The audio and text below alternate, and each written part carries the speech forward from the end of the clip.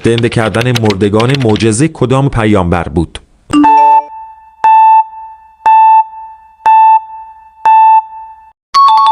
کدام یک از این موارد معجزه حضرت موسی نبود؟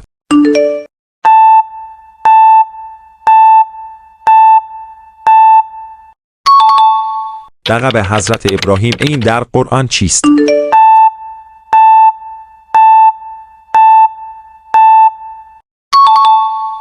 و حضرت سلیمان این بر چه چیزی تسلط داشت؟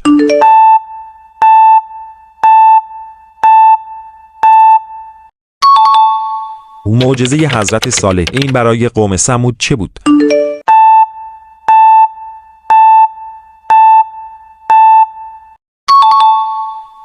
کدام پیامبر 40 شب در کوه طور مناجات کرد؟